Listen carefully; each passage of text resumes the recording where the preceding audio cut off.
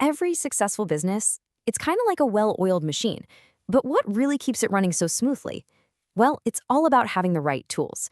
Today, we're going to open up that business toolkit and demystify the language that powers everything, costing. So, what is this secret language? I'll tell you, it's not just about profit and loss.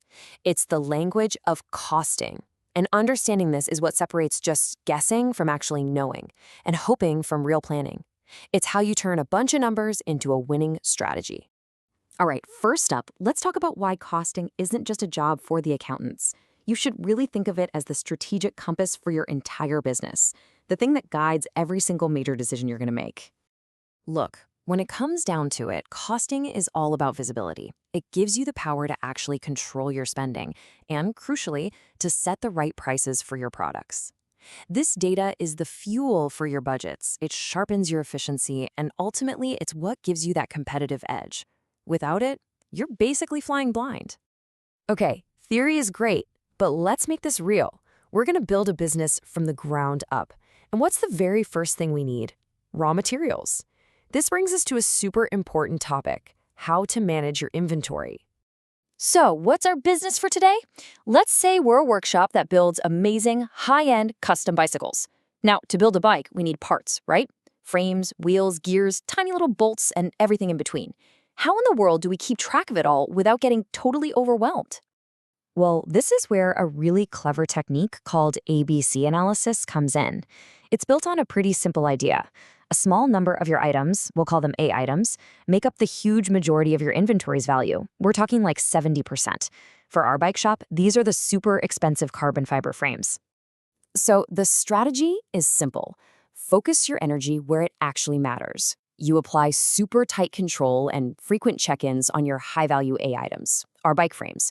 But for the low-value C items like all those nuts and bolts, you can use much, much simpler controls. It's all about working smarter, not just harder. All right, so we've got our parts all sorted out. What's next? Well, now we need skilled people to put these beautiful bicycles together. And, just as important, we've got to find a way to keep them motivated and working efficiently. And here's a pretty brilliant way to do that: a system like the Halsey Premium Plan. So let's say a bike assembly is supposed to take 10 hours, but a worker gets it done in just 8. They get paid for their 8 hours, of course, plus they get a bonus for half the time they saved. See? It's a massive win-win. The employee earns more, the company gets more bikes built, and everybody is rewarded for the exact same goal: being efficient. Okay, we have our materials, we have our motivated team. Now it's time for the main event, pulling everything together to figure out the true cost of building just one of our custom bicycles.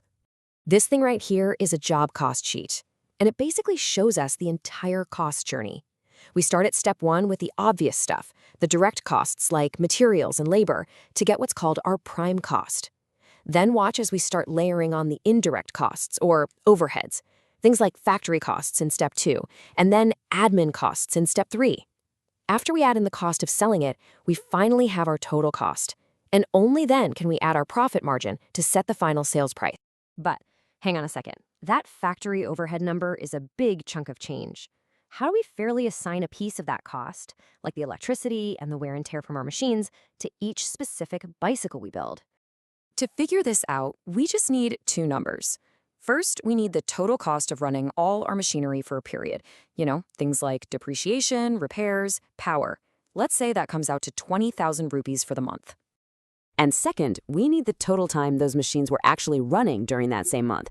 In our case, that's 1,000 hours. And there you have it. We just divide the total expenses by the total hours. And this gives us our machine hour rate. So for every hour a machine is working on a specific bike, we know to add exactly 20 rupees to that bike's cost. It's a really fair and logical way to spread out those indirect costs. Of course, business is, well, it's rarely that simple, right? Things get complicated. So let's quickly look at a few tools for navigating some of the common curveballs you might face. Sometimes your main production process creates something else of value. When we cut our bike frames, we're left with scrap metal that we can sell. This is called a byproduct, and since it has value, you've got to account for it. As you can see, a business can choose to just treat that income as a nice little bonus, or it can use that money to reduce the calculated cost of the main product. But what about huge, long-term projects, like building a whole fleet of bikes for a client over 2 years?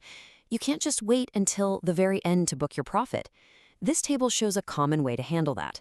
You basically recognize your profit in stages. Based on how complete the project is, you recognize a fraction of the estimated profit. It gives a much more accurate financial picture over the life of the project. And at the end of the month, what do you do about all those bikes that are still on the assembly line? I mean, they're not finished, but they definitely have value. Equivalent production is this really clever accounting concept that solves this exact problem. It just converts those partially completed bikes into a number of equivalent, fully completed ones, just for valuation purposes. Pretty smart. Okay, we have covered a lot of ground. So let's do a quick, rapid-fire recap of the essential tools we've just added to our costing toolkit. First, the absolute fundamental split. Direct costs, like the bike frame, can be traced straight to one single product. Indirect costs, like your workshop rent, can't be. Getting this right is, without a doubt, the foundation of all good costing. Another key tool for inventory is deciding how you're going to value it. Do you assume you sell your oldest parts first? That's FIFO. Or your newest parts first? That's LIFO. Now, it might seem like a tiny detail, but your choice here can dramatically change your reported profit, especially when the prices of your parts are going up or down. And finally, just a few key terms to keep in your back pocket. The cost unit is simply what you are measuring. For us, it was per bicycle. Process loss is how you account for the inevitable waste in production. And integral accounting is a really sophisticated approach where all your cost and financial records are kept in one single unified system. So, we've gone on a whole journey here, from raw materials all the way to complex contracts. These concepts, they're not just theory in a textbook. They are the real, practical tools used every single day to build, manage, and grow successful businesses. You now have a map, you have a compass, and you have a full set of tools. The only question left is, what will you build?